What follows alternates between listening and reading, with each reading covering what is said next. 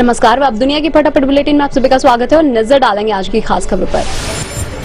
दिल्ली में मुख्यमंत्री आतिशी के मुकाबले अलका लांबा लड़ेंगे चुनाव। कालकाजी विधानसभा सीट पर कांग्रेस ने अलका लांबा को बनाया उम्मीदवार। विदेश मंत्रालय ने कहा, भारत ने होटन प्रांत में 2 नई काउंटी की घोषणा पर चीन के समक्ष विरोध दर्ज कराया, क्योंकि इनके कुछ हिस्से केंद्र शासित प्रदेश लद्दाख के दायरे में आते हैं। हमने इस इलाके में भारतीय क्षेत्र पर चीन के अवैध कब्जे को भी कभी स्वीकार नहीं किया है। ब्रह्मपुत्र पर सबसे बड़ा बांध बनाने संबंधी चीन की योजना पर विदेश मंत्रालय ने कहा, हम अपने हितों की रक्षा के लिए निगरानी करना जारी रखेंगे और आवश्यक कदम उठाएंगे। चीनी पक्ष से यह सुनिश्चित करने का आग्रह किया है कि ब्रह्मपुत्र के निचले इलाके वाले राज्यों के हितों को नुकसान न पहुंचे। बीपीएससी छात्रों के समर्थन में पूर्णिया से निर्दलीय सांसद राजेश रंजन उर्फ पप्पू यादव ने अपने समर्थकों के साथ पटना सचिवालय हाल्ट पर रेल पटरियों पर दिया धरना, पैदल मार्च भी किया। बीपीएससी परीक्षा को रद्द करने की मांग को लेकर पटना के गांधी मैदान में प्रशांत किशोर का आमरण अनशन जारी। पटना जिला प्रशासन ने किशोर के अनशन को नियम के विरुद्ध बताते हुए दर्ज की एफआईआर। इंदौर में राष्ट्रीय स्वयंसेवक संघ प्रमुख मोहन भागवत ने कहा, हमारा भारत पीछे रहने वाला देश नहीं है। हम भी दुनिया की अग्रिम पंक्ति में बैठकर बता सकते हैं कि हमारे पास क्या है। भारतीय संगीत और पारंपरिक वादन का एक साथ मिलकर चलना अनुशासन, संस्कार और सद्भाव सिखाता है।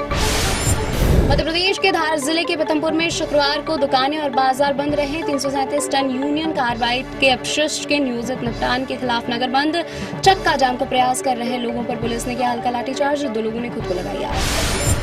दिल्ली विधानसभा चुनाव के लिए चुनाव प्रचार अभियान का आगाज। कहा, दिल्ली में आपदा सरकार, दिया नया नारा, आपदा को हटाना है, भाजपा को लाना है। शराब घोटाले को लेकर केजरीवाल को बताया बेईमान।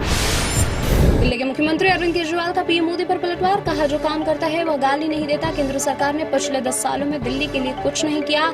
हमने सड़क, अस्पताल और स्कूल बनवाए, 3 नई यूनिवर्सिटी भी बनवाई। उत्तर प्रदेश के कासनगंज में 2018 की तिरंगा यात्रा में चंदन गुप्ता हत्याकांड में 28 दोषियों को उम्र कैद की सजा। लखनऊ की एनआईए कोर्ट का फैसला, चंदन गुप्ता की हत्या के बाद बिगड़े थे कासनगंज के हालात। मध्य प्रदेश में भाजपा जल्द कर सकती है जिला अध्यक्षों के नामों का ऐलान। 60 जिला अध्यक्षों के लिए नामों का पैनल दिल्ली भेजा गया। पूर्व मंत्री से लेकर पूर्व सांसद और पूर्व विधायक जिला अध्यक्ष बनने के दौर में शामिल। लोकसभा में नेता प्रतिपक्ष राहुल गांधी ने एमपीपीएससी की परीक्षा से जुड़े विवाद का हवाला देते हुए भाजपा पर निशाना साधा। कहा, सत्तारूढ़ पार्टी देश के युवाओं का भविष्य मिटा रही है। उन्होंने यह दावा किया कि मध्य प्रदेश सरकार ने छात्रों के भरोसे को तोड़ने के साथ ही लोकतांत्रिक प्रणाली का गला घोटा। हिंदी अकादमी दिल्ली ने वरिष्ठ साहित्यकारों प्रोफेसर निर्मला जैन, अशोक वाजपेयी और चित्रा मुदगल को क्रमशः 2022-23, 23-24 और 24-25 के शल्का सम्मान पुरस्कार दिए जाने की घोषणा की। तीनों साहित्यकारों को 5-5 लाख रुपए की राशि भी प्रदान की जाएगी।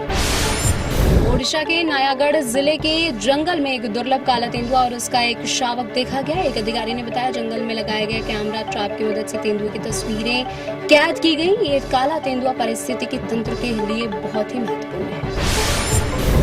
इंदौर में भिक्षुओं को भिक्षा स्वरूप कुछ भी देना या उनसे किसी भी प्रकार का सामान खरीदना प्रतिबंधित किया गया। इसके साथ ही भिक्षावृत्ति की सही सूचना देने वाले व्यक्ति को प्रोत्साहन राशि के रूप में 1000 रुपए का इनाम देने की घोषणा भी किया।